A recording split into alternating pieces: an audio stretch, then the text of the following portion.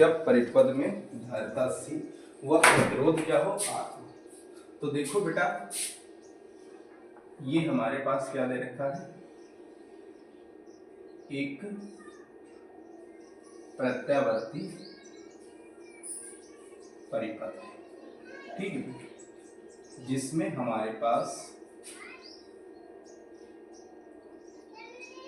धारिता और प्रतिरोध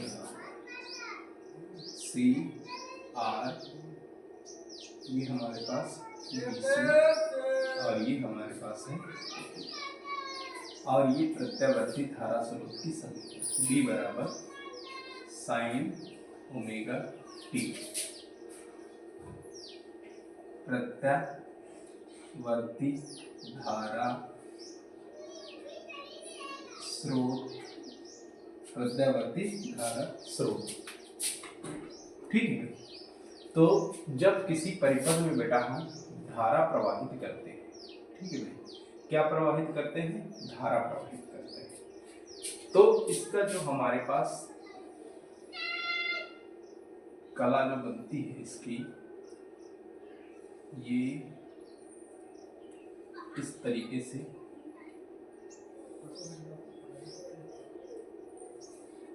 ठीक है, ये हमारे पास क्या होता है फाई। ये बेटा हमारे पास बी आर रहता है प्रतिरोध, और ये बी आर रहता है, और ये हमारे पास क्या रहता है, बी रहता है, बी, ये बराबर होते हैं, और ये बराबर, और ये हमारे पास क्या होता है, बी। अब इस परिपथ में बेटा ये जब परिपथ में धारिता C व प्रतिरोध क्या लगा हो, R लगा हो, तो उसमें कितनी प्रतिबाधा लगेगी। तो देखो बेटा, हम निकालते हैं प्रतिबाधा। तो सबसे पहले बेटा इसका हम परिणामी विभवांतर निकाल लेते हैं। क्या निकाल लेते हैं, परिणामी विभवांतर। तो परिणामी विभवांतर देखो बच्चे कैसे निकालते हैं, बी आर का स्क्वायर बी का स्क्वायर प्लस, इसमें पाइथागोरस प्रमेय लगाते हैं। पाइथागोरस प्रमेय होती है कर्ण का स्क्वायर प्लस लंब का स्क्वायर प्लस आधार का स्क्वायर, तो ये हो जाएगा बी सी का स्क्वायर, बी सी का स्क्वायर, ठीक है भाई, बी सी का स्क्वायर। आप देखो बेटा, बी आर की वैल्यू होती है आई आर, और बी सी की वैल्यू होती है आई एक्स सी, ठीक है भाई।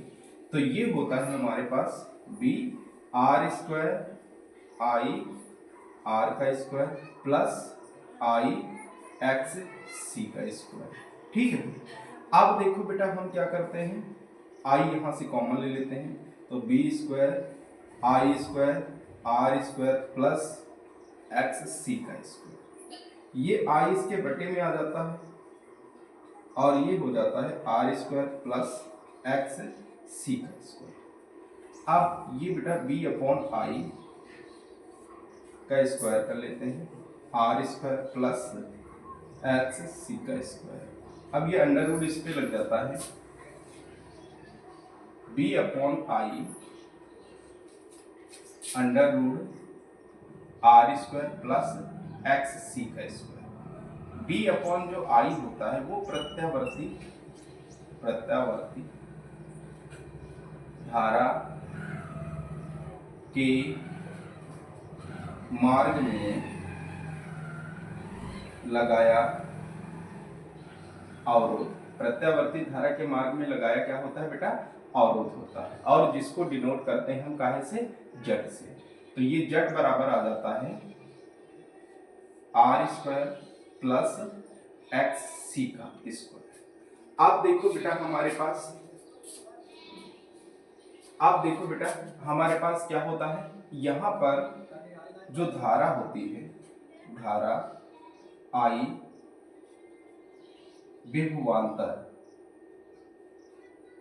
विभवांतर से अग्रगामी होती है, अग्रगामी होती है। क्या होती है, अग्रगामी होती है। विभवांतर से बेटा क्या होती है, अग्रगामी होती है। तो देखो विभवांतर से क्या होती है, अग्रगामी होती है। तो देखो बेटा हम इसको यहां पर कला के जरिए निकालते हैं। tan फाई बराबर होता है, ठीक है भाई, tan फाई बराबर हमारे पास होता है, देखो आधार का स्क्वायर लंब का स्क्वायर अपॉन आधार, लंब बटे आधार। तो यहाँ पर हमारे पास जो बेटा लंब है वो BC है और जो आधार है वो बेटा हमारे पास क्या है, BR है, ठीक है भाई। तो अब देखो बेटा BC की वैल्यू होती है IXC और इसकी वैल्यू होती है IR, I से I कैंसिल हो गया, XC बराबर होता है 1 अपॉन ओमेगा C। तो ये वैल्यू रखते हैं tan फाई बराबर 1 upon omega C into R, omega C into R. अब ये हो जाता है बेटा ओमेगा की वैल्यू होती है 2 पाई ऑफ, तो ये हो जाता है 2 pi of C into R, 2 pi F C into are.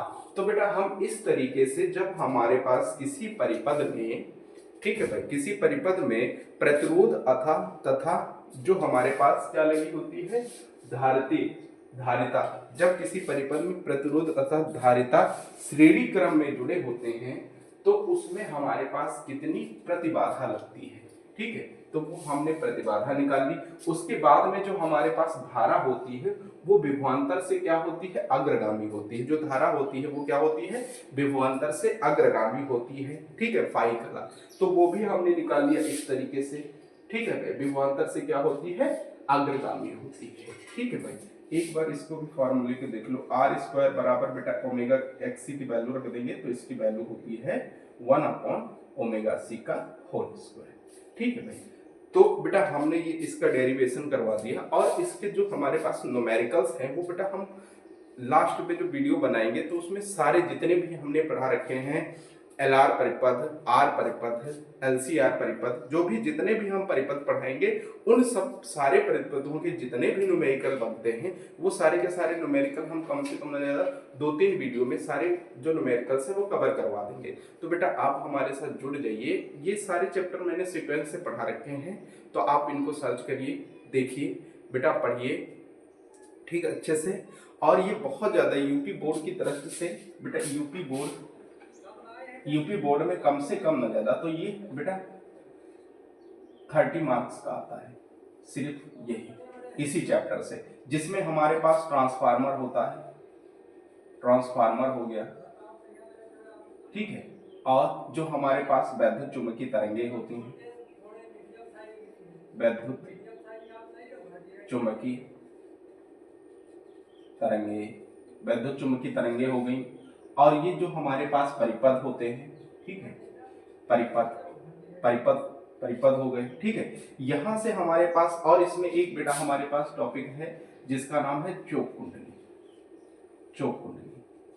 चोक कुंडली वेरी वेरी इंपॉर्टेंट, चोक कुंडली बेटा वेरी वेरी इंपॉर्टेंट है, उसको ढंग से पढ़ लीजिए क्योंकि वो यूपी बोर्ड में 1 या 2 साल के बाद हर साल ये आती है, बार बार रिपीट होती है चोक कुंडली। तो बेटा चोक कुंडली इस चैप्टर से बहुत ज़्यादा इंपॉर्टेंट है और ट्रांसफार्मर भी बहुत ज़्यादा इंपॉर्टेंट है क्योंकि ट्रांसफार्मर से कुछ ना कुछ जरूर पूछा जाता है।